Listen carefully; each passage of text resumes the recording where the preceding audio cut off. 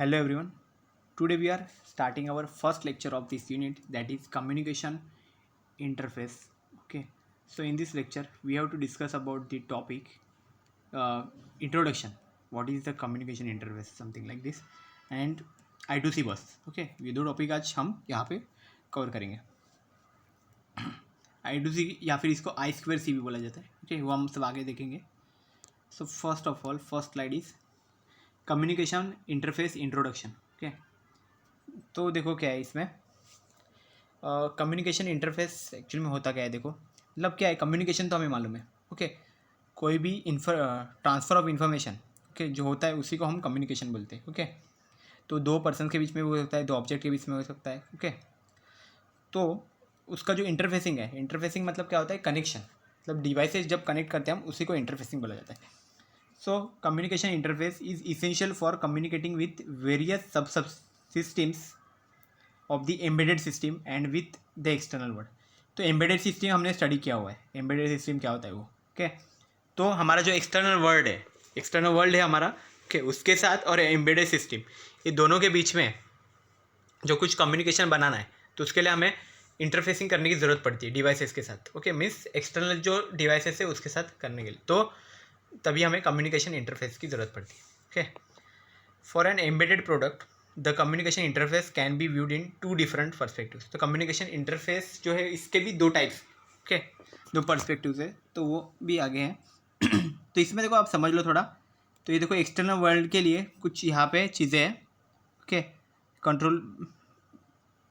Control environment मतलब क्या है, इसमें से जो पैरामीटर्स रहेंगे वो एक्चुअली डिटेक्ट करके ये बोर्ड पे आ जाएंगे. ओके, देन कम्युनिकेशन नेटवर्क्स रहेगा. इस बोर्ड पे जो रहेगा वो सब कम्युनिकेशन नेटवर्क का काम करेगा. ओके, इसमें अलग अलग एप्लीकेशन सॉफ्टवेयर्स वगैरह वो सब रहेंगे. यहाँ पे भी ये भी एक्सटर्नल ही है, मतलब एक्सटर्नल पेरिफेरल सब इसके साथ अटैच हो जाएंगे. ओके, जो फर्स्ट जो पार्ट है इसका वो जो पर्सपेक्टिव, तो उससे बोला जाता है डिवाइस और बोर्ड लेवल कम्युनिकेशन इंटरफेस. मतलब किसी भी बोर्ड के ऊपर जो कुछ कम्युनिकेशन होता है उसे डिवाइस और बोर्ड लेवल कम्युनिकेशन. तो ये बोर्ड लेवल ही कम्युनिकेशन, देखो बोर्ड के ऊपर ही सब है. ओके, इसलिए सब बोर्ड लेवल कम्युनिकेशन बोला जाता है. और जो सेकंड है वो क्या है, product level communication interface. Okay, जिसे हम एक्सटर्नल कम्युनिकेशन इंटरफेस भी बोलते हैं. तो इसमें क्या रहेगा, सब ऐसे डिवाइसेस, अलग अलग डिवाइसेस, दो टाइप अलग अलग टाइप के डिवाइसेस एक दूसरे से जब कम्युनिकेशन करते हैं तब हम बोल सकते हैं उसको एक्सटर्नल कम्युनिकेशन इंटरफेस. ओके, अभी ये सब आगे देखेंगे. इसमें मोस्टली वायरलेस आएंगे सब इन्फो. ओके, इसका आगे देखेंगे हम लोग. देखो इस तरह से भी ये सब कम्युनिकेशन इंटरफेस का काम करते हैं. मतलब ये जो है ना पिन जैसा है, ओके, कनेक्टर है, ये जो कनेक्टर है, ओके, ये सब इंटरफेसिंग का ही काम करते हैं. ओके, ये सब कम्युनिकेशन इंटरफेस का काम करते हैं. यूएसबी जो रहते हैं हमारे, ये वाला हो गया, इधर भी एक पिन है, इधर भी है, इस तरह का भी रहेगा. ओके, जो पिन्स रहते हैं बड़े बड़े भी होते हैं. ओके, तो ये सब जो चीज़ें हैं, ये एक्चुअली हमारा कम्युनिकेशन इंटरफेस का पार्ट है. ओके, इसी चीज़ को एक्चुअली बसेस भी बोला जाता है. ओके ना. तो देखो क्या है, embedded product is a combination of different types of components. Okay, तो एम्बेडेड प्रोडक्ट में हमें मालूम है एम्बेडेड सिस्टम में जो रहता है कि एक आईसी के अंदर बहुत सारा प्रोग्रामिंग हम करते हैं और उसको एक हम पीसीबी पे लगा देते हैं. ओके, तो वही है embedded product is a combination of different types of components. अलग अलग टाइप्स के कंपोनेंट्स जो रहते हैं वो एक किसी भी पीसीबी मतलब प्रिंटेड सर्किट बोर्ड से ले देते हैं, उसके ऊपर हम उसको एक्चुअली असेंबल किया जाता है. Okay, the communication channel which interconnects the various components within an embedded product is referred as. तो देखो जो अलग अलग टाइप के जो एम्बेडेड जो है प्रोडक्ट्स है या फिर अलग अलग जो कंप्यूटर्स है, कंपोनेंट्स है, जो एम्बेडेड सिस्टम के अंदर ही है, कम्युनिकेशन करने के लिए हमने उसको बोर्ड के ऊपर लगाया जाता है, तो उसको बोला जाता है डिवाइस और board level communication interface. Okay, on board communication interface भी इसको बोला जाता है. मतलब उस बोर्ड पे ही सब सारे कंपोनेंट्स हैं और उनका वहाँ पे हम कम्युनिकेशन करवाने वाले हैं, तो उसको बोला जाता है डिवाइस लेवल. ओके, डिवाइस और board level communication interface. Okay, next जो है वो क्या है, सीरियल इंटरफेसेस. तो इसके एग्जांपल्स जो है वो क्या क्या है, interfaces like I2C, SPI, I2C को I2C बोलते हैं, SPI रहता है, UART रहता है, वन वायर करके रहता है, एक्सेट्रा, एंड पैरेलल बस इंटरफेस भी रहता है। ये सब एग्जांपल है actually on board communication interface. हम सब एक एक डिटेल में हम देखने वाले हैं एक एक लेक्चर में।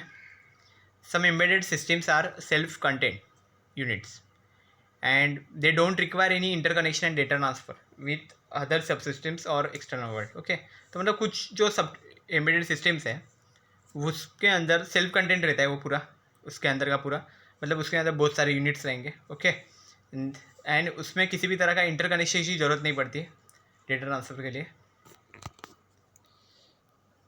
नेक्स्ट देखते हैं।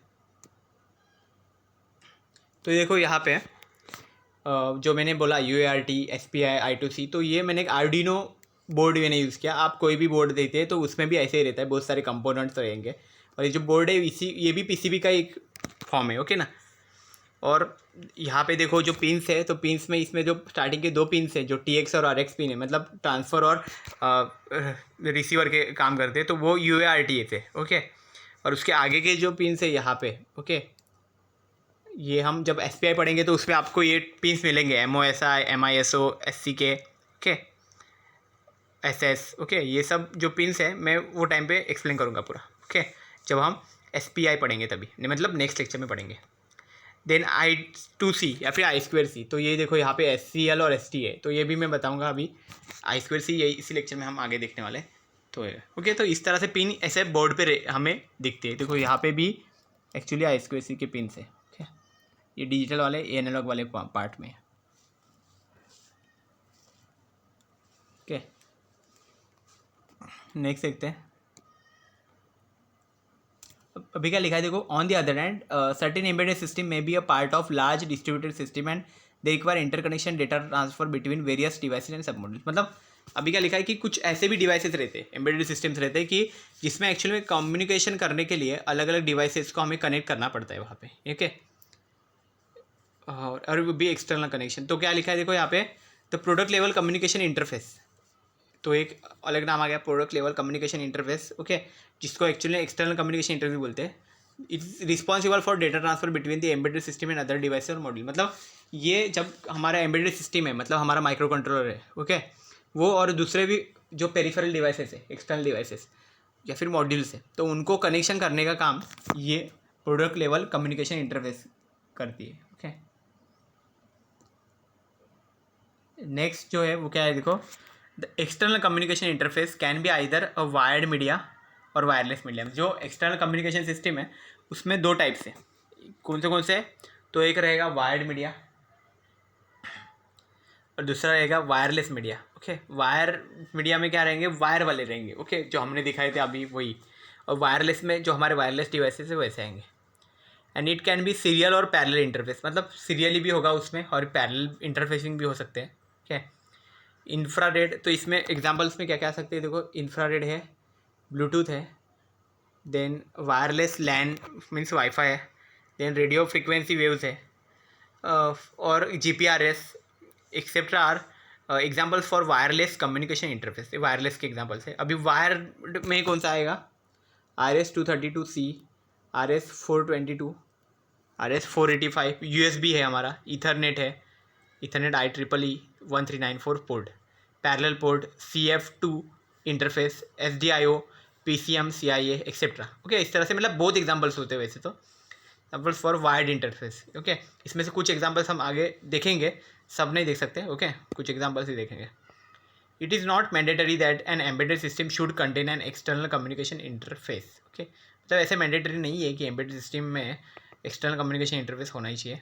Mobile communication equipment is an example for embedded system with external communication interface. तो मोबाइल का जो है तो उसमें एक्सटर्नल कम्युनिकेशन इंटरफेस होता है। ओके, इसलिए हम अलग अलग वहाँ पे कनेक्टर्स उसमें कनेक्ट कर सकते हैं। ओके ना, मोबाइल में वो चीज़ होती है communication, external communication interface. Next देखते हैं।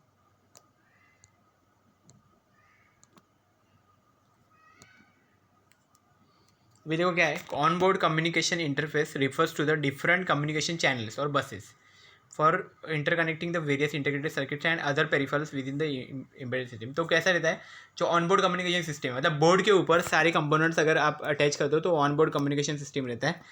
तो इसमें क्या रहता है, इसमें अलग अलग टाइप के जो जो कम्युनिकेशन चैनल्स है या फिर बसेस है वो रहती है। ओके, इसमें integrated circuits and other peripherals within the embedded system, मतलब ये जो है एम्बेडेड सिस्टम है उसके अंदर ही ये पूरा सब कुछ आएगा। ओके, तो इसके कुछ एग्जांपल्स है वो कौन से I2C बस मीन्स I2C भी बोलते हैं उसको, देन SPI बस, UART, one wire interface, parallel interface. तो ये सारे के सारे हम आगे देखने वाले हैं। ओके, आज के लेक्चर में लेकिन हम एक ही टाइप देखेंगे, सिर्फ ये I2C बस देखेंगे। ओके, ये एक्चुअली में होता क्या है। तो पहले तो इसका मीनिंग जान लो। तो ये क्या है, inter integrated circuit I2C bus. Okay, so it stands for inter integrated circuit bus I2C, इसको ऐसा भी पढ़ा जाता है। Okay, is a synchronous bidirectional half duplex. Okay, तो ये हमने पढ़ा हुआ है। सिंक्रोनस जो रहता है ट्रांसमिशन जो फास्ट रहता है उसमें क्या है, हाफ ड्यूप्लेक्स है ये। ओके, मीन्स वन डायरेक्शन में जाएगा। ओके, सेकेंड भी आएगा लेकिन साइमल्टेनियसली नहीं जा पाएगा। ओके, उसे हम बोलते हैं half duplex. One directional communication at a given point of time and two wire serial interface bus. और इसमें कैसा दो तरह की वायर्स रहेंगे, दो वायर रहेंगे एक साथ। ओके, इससे सीरियल इंटरफेस बस बोले। The concept of I2C bus was developed by Philips semiconductor. कि इस कंपनी में, मतलब ये जो लैब है फिलिप्स सेमीकंडक्टर, उसने ये पहली बार डेवलप किया था in the early 1980s. Okay, the original intention of I2C was to provide an easy way of communication between a microprocessor or microcontroller system and the peripheral chips in television sets.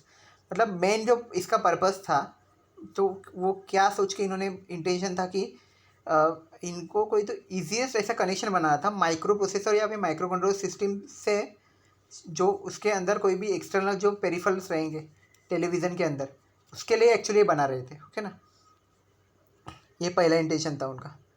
The I2C bus, okay, means I2C बस comprise of to बस lines. Okay, तो जो है इसके दो बस lines है। पहला तो है SCL, उसके बोलते हैं सीरियल क्लॉक, जो एक्चुअल में क्लॉकिंग का काम करते हैं, क्लॉक्स देते हैं। और सेकेंड जो लाइन है वो है serial data, that is the SDA। Okay, तो ये क्या करते हैं, डेटा ट्रांसफ़र करने का काम करते हैं। सीरियल डेटा सीरियली भेजती है, मतलब एक बार एक के बाद एक ऐसा वन बाय वन रहता है ना, उसे सीरियली बोला जाता है। अभी क्या SCL लाइन एक्चुअली में करती है, SCL line is responsible for generating synchronization clock. हमने बोला क्लॉकिंग जो काम है वो ये करेगी SCL लाइन। ओके, और क्लॉक पल्स उससे निकलेंगे। और SDA क्या करेंगे, is responsible for transmitting the serial data across devices, मतलब डेटा ट्रांसफरिंग का काम SDA करेगी। ओके ना,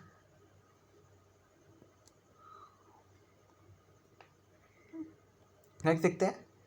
अभी देखो, I2C bus is shared bus system to which many number of I2C devices can be connected. मतलब ये जो I2C बस है ये हम शेयर कर सकते हैं, बहुत सारे I2C डिवाइसेस रहेंगे या दूसरे डिवाइसेस, तो उनको कनेक्ट करने के लिए devices connected to the I2C bus can act as a master, इधर मास्टर और स्लेव। मतलब जो डिवाइसेस हम कनेक्ट करेंगे इसको I2C बस को, तो वो एक्चुअली इधर मास्टर हो सकते हैं या भी स्लेव हो सकते हैं, दोनों ही नाम दिए गए, दोनों में से कुछ भी हो सकते हैं। Okay, so the master device जो है वो एक्चुअली क्या करता है वहाँ पे, responsible for controlling the communication by initiating और terminating data transfer, sending data and generating. मतलब जो मास्टर जो डिवाइस है वो एक्चुअली रिस्पॉन्सिबल है कि हमारा जो कम्युनिकेशन है उसको कंट्रोल करने के लिए।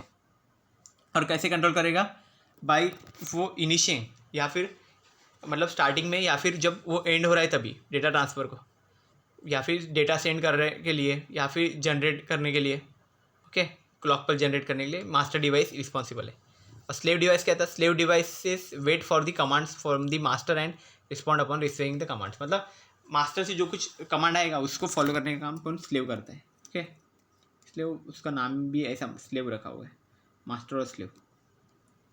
तो master and slave devices can act as either transmitter or receiver, मतलब दोनों में से कोई भी ट्रांसमीटर या रिसीवर का काम भी कर सकता है।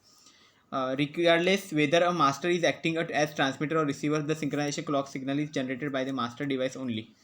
Okay, मतलब भले ही मास्टर या और जो स्लेव है दोनों में से कोई भी ट्रांसमीटर या फिर रिसीवर हो सकता है, तो भी जो क्लॉक जो निकलते हैं वो हमेशा मास्टर से निकलते हैं। ओके ना, जो जनरेट होते हैं क्लॉक वो। I2C supports multi masters on the same बस। ओके, तो ये बहुत सारे मास्टर्स भी हम ये सपोर्ट करते हैं, ऐसा कुछ नहीं कि सिर्फ मास्टर एक हो और स्लेव ज़्यादा हो, बहुत सारे मास्टर्स और बहुत सारे स्लेव ओके ये सपोर्ट करते हैं। देखो यहाँ पे एक सिंपल डायग्राम दिया गया है, ये है मास्टर ओके, जहाँ पे माइक्रो कंट्रोलर या फिर कुछ भी हम कनेक्ट करेंगे ओके। और इसमें देखो दो लाइन्स है, SDA और SCL ओके। SDA लाइन देखो, SDA को कनेक्टेड है, SCL लाइन SCL को, दो बसेस बन गई है। इस बसेस को भी बोला जाता है I2C बस ओके। देन जो दो स्लेव्स जो हमने रखे थे, स्लेव्स को भी देखो यहाँ पे एक स्लेव है, यहाँ पे एक स्लेव है, तो ये दोनों जो स्लेव है वे भी I2C डिवाइस के साथ कनेक्टेड है, I2D। तो इसमें भी SCL और SDA दो लाइन्स है यहाँ पे ओके। अभी क्या रहता है, जब हमें स्टार्ट करना है तब हम क्या करते हैं, SCL लाइन को हाई कर देते हैं और SDA को हम लो कर देते हैं जब स्टार्ट हो जाए तभी। और जैसे ही जब हमारा पूरा ट्रांसफ़र हो जाएगा तो उसके बाद वापस SDA को हम वापस हाई पे लेके जाते हैं, स्लेव पे ओके। ये VCC यहाँ से ये एक्चुअली इसको सप्लाई दिया जाता है। देखते आगे, द I2C मतलब I2C बस interface is built around an input buffer, मतलब जो इसके अंदर जो क्या क्या रहता है, तो देखो क्या है, एक तो इनपुट बफर रहेगा और ट्रांजिस्टर रहेंगे इसके अंदर, उसमें ओपन ड्रेन या फिर कलेक्टर ट्रांजिस्टर रहेगा।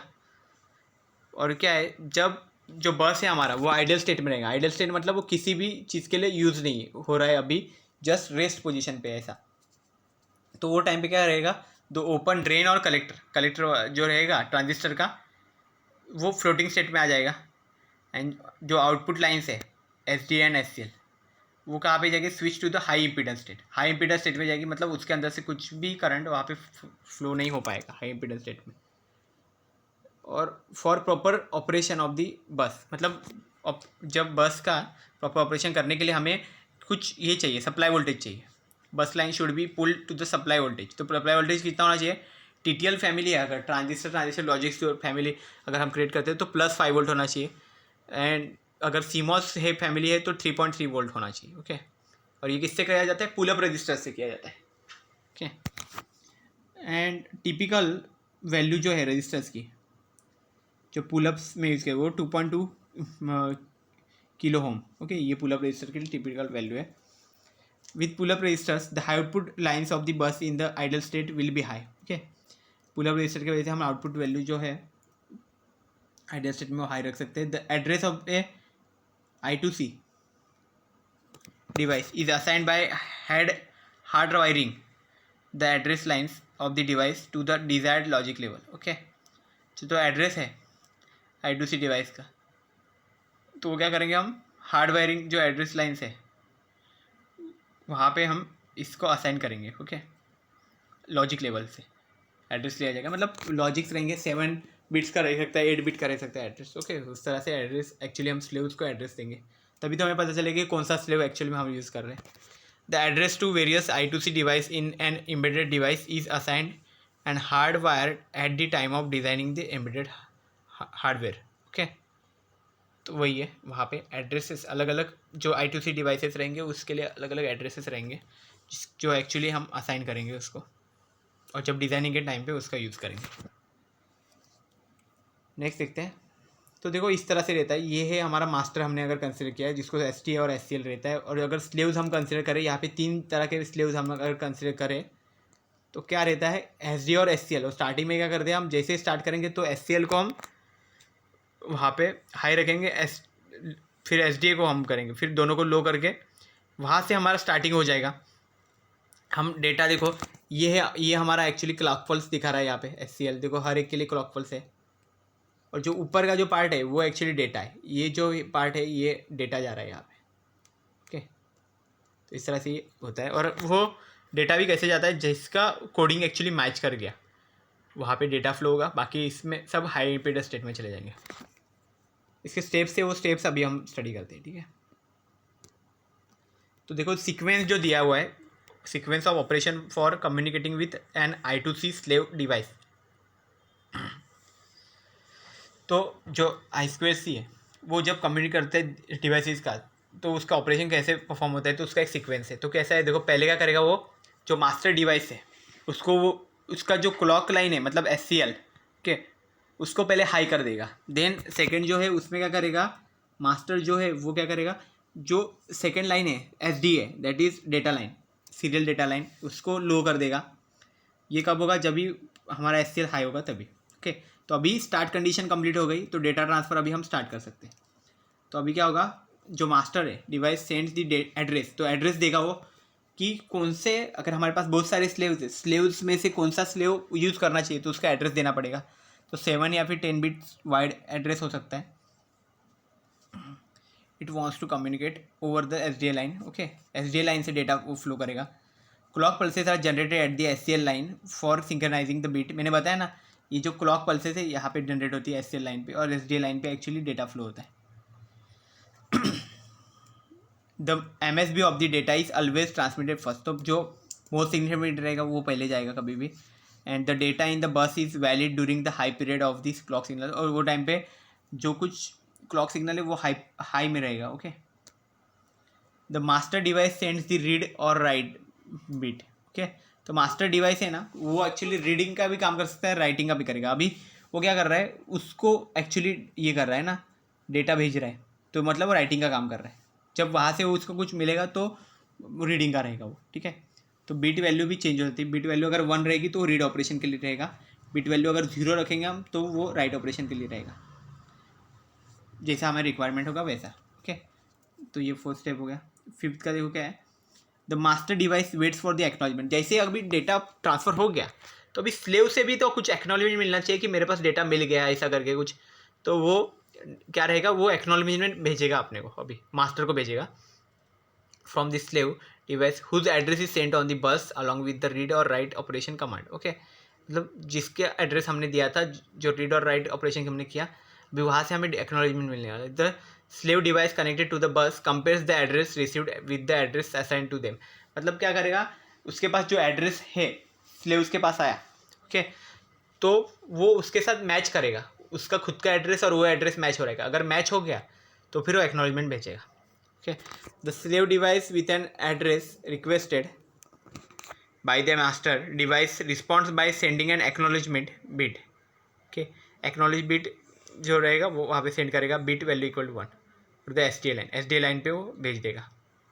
मतलब क्या, उसका जो कुछ वेव रहेगा तो एक उसमें 0 से 1 तक वो ये करेगा और ट्रांजेक्शन, और उसको सेंड कर देगा, उसका एक्नॉलेजमेंट हो गया। इसके upon receiving the acknowledge bit, जैसे एक्नॉलेजमेंट मिल गया, बिट एक्नॉलेज बिट एक ही रहेगा तो वो मिल गया, वैसे master device sends the 8 bit data to the slave. Okay, तो मास्टर डिवाइस जो है वो क्या करेगा, 8 बिट डेटा अभी सेंड करेगा स्लेव डिवाइस को SDA लाइन पे। If the request operation is write to device, अगर रिक्वेस्ट हमें मिल रही है राइट टू डिवाइस की तो ये ऐसा सेंड होगा। और if the request operation is read from device, अगर रीड फ्रॉम डिवाइस होगा तो क्या होगा, स्लेव डिवाइस हमें डेटा सेंड करेगा मास्टर को। Okay, slave device sends data to the master over the SDA line. मतलब राइटिंग का जो प्रोसेस होगा तो भी क्या होगा, मास्टर से स्लेव तक डेटा ट्रांसफर होगा, और जब भी रीडिंग का है, रीड फ्रॉम डिवाइस होगा, तभी क्या होगा, स्लेव से मास्टर तक डेटा वहाँ पे फ्लो करेंगे। The master device waits for the acknowledgement bit from the device upon byte transfer complete for a write operation and sends an acknowledge bit to the slave device for a read operation. मतलब जो master device है वो पहले तो acknowledgement bit के लिए रुकेगा वहाँ पे, डिवाइस से कुछ एक्नॉलेजमेंट आ रहा है कि नहीं, जैसे जैसे ट्रांसफ़र होते जाएगा bytes. Okay, and for write operation and sends an acknowledge bit to the slave device for read operation. अगर रीड ऑपरेशन वो कर रहा है तो वो टाइम पे मास्टर खुद उसको एक्नॉलेज भेजेगा, और अगर राइट ऑपरेशन उसने किया मास्टर ने, तो फिर वो वहाँ से डिवाइसेस मतलब स्लेव से वो एक्नॉलेज मांगेगा। Okay, the master device terminates the transfer bye, अगर उसका अभी देखो अभी ट्रांसफ़र उसको रोकना है अभी। ओके, ट्रांसफरिंग का प्रोसेस, तो वो टाइम पे वो क्या करेगा, वहाँ पे डिवाइस जो है, okay, by pulling the S D A line high, S D A line को वो हाई कर देगा, एस सी एल लाइन को ऑलरेडी हाई किया था, ओके। जैसे एस डी लाइन को हाई करेगा स्टॉप कंडीशन मिल जाएगी और यहाँ पे हमारा ट्रांसफरिंग का प्रोसेस स्टॉप हो जाएगा, ओके। नेक्स्ट जो क्या लिखा है देखो, द I2C बस supports 3 different data rates, okay. तो I2C बस है जो हमारा I2C बोलते हैं। तो इसमें 3 तरह के डेटा रेट्स होते हैं। तो पहला जो है वो स्टैंडर्ड मोड है, उसको बोला जाता है data rate up to 100 kbps, okay. ये स्टैंडर्ड रेट है कि जिसमें डेटा एक्चुअली कितना फ्लो हो रहा है, 100 किलोबाइट्स एक सेकंड में वहाँ पे सेंड हो रहे हैं। देन उससे फास्ट जो है, फास्ट डेटा टाइप वो कितना है, 400 kbps, ओके। मीन्स 400 किलोबाइट्स पर सेकंड हम सेंड कर सकते हैं। देन इससे भी फास्ट है वो है हाई स्पीड मोड है। हाई स्पीड मोड में डेटा रेट कितना रहेगा, अप टू 3.4 Mbps है, मतलब 3.4 मेगाबिट्स, ओके, मेगाबिट्स पर सेकंड, इतना ज़्यादा रेट है वो हाई स्पीड का है। एंड जब the first generation I2C devices were design to support data rates only up to 100 kbps, मतलब फर्स्ट जनरेशन में जो था वो मोस्टली 100 Mbps के थे। The new generation I2C devices are design to operate the data rates up to 3.4 Mbps। वैसा है, मतलब जैसे जैसे जनरेशन चेंज हो गए वैसे वैसे स्पीड बढ़ती गई डेटा रेट्स की, ओके। आजकल स्पीड बहुत ज़्यादा है, ओके। न्यू जनरेशन के लिए 3.4 Mbps ये स्पीड है, okay. So this is all about the today's lecture. I hope you have cleared. Thank you very much.